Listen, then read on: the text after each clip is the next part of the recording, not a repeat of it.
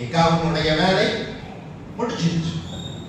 இப்ப நிக்காஹ்வுடைய வேலை முடிஞ்ச நேரத்தில் எந்த மனைவியாக, மணப்பெண்ணாக, எந்த கணவனாக, மணமகனாக வீட்டில் இருக்கும் பொழுது அவருடைய எண்ணம் எப்படி ஓடிட்டு இருக்கு சொல்லுவாங்க.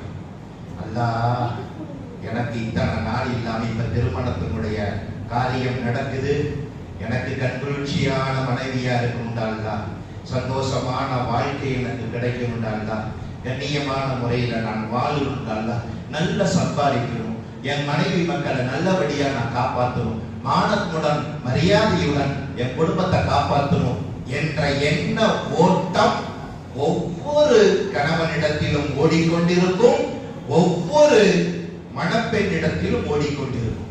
இதுதான் ஒப்பந்தம். இதுதான் ஒப்பந்தம். நாம யாருக்கு ஒப்பந்தம் அல்ல, யாருக்கு ஒப்பந்தம் பண்றோம்? அல்லாஹ்வுக்கு ஒப்பந்தம் பண்றோம். என்ன ஒப்பந்தம் பண்றோம்? அல்லாஹ், எனக்கு திருமண பாக்கியத்தை தந்தாய், அல்ஹம்துலில்லாஹ், நல்லபடியா நான் வாழ்ந்தோம் அல்லாஹ், சந்தோஷமா வாழ்ந்தோம் அல்லாஹ், எனக்கு காசு போட்டு கொடுறா அல்லாஹ், எனக்கு உடல் ஆரோக்கியத்தை கொடுறா அல்லாஹ், மானத்துடனும் மரியாதையுடனும் கண்ணியமான முறையில் நான் வாழ்ந்தோம் அல்லாஹ் என்று உங்களுடைய மனதில் ஓடுகிற அந்த ஓட்டம் தான் அல்லாஹ் சொல்கிறான், அது ஒப்பந்தம். இன்னாருடைய மகள் இன்னாரை இன்னார் மகராக வைத்து, இன்னார் சாட்சியாக வைத்து, இன்னார் வக்கீலாக வைத்து, இந்த ஜமாத்தாளர்கள் முன்னிலையில் உனக்கு திருமணம் முடித்து கொடுத்து விட்டு சம்மதமா கபூல் செய்தாயா? அல்ஹம்துலில்லாஹ், அல்ஹம்துலில்லாஹ், அல்ஹம்துலில்லாஹ்.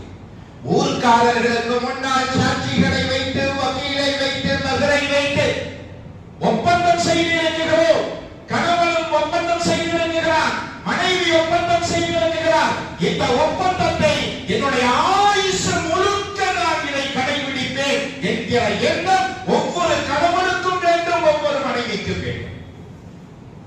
என்ன பிரச்சனையாக இருந்தால், என்ன சண்டை வந்தால், என்ன அடிச்சாலும், என்ன துன்பப்படுத்தினால், என்ன உணவு கொடுத்தாலும், என்ன உணவு கொடுக்கிறார்கள், நான் திருமண பந்தத்தை மூலம் அல்லாஹ்விடத்தில் ஒரு ஒப்பந்தம் செய்திருக்கிறேன். அந்த ஒப்பந்தத்தை என்னுடைய மௌத்து வரை நான் காப்பாற்றுவேன். இந்த இமாம் கரம் பிடித்து, இவர் வலியாக இருக்கும் பொழுது இந்த வலியினுடைய கரம் பிடித்து, இவரை சாட்சியாக வைத்து, ஜமாத்தாளர்கள் முன்னிலையில் நான் இவரை கரம் பிடிப்பேன் என்று சொன்னேன். அந்த ஒப்பந்தத்தை நான் என் ஆயுசு முழுக்க நான் கடைபிடிப்பேன்.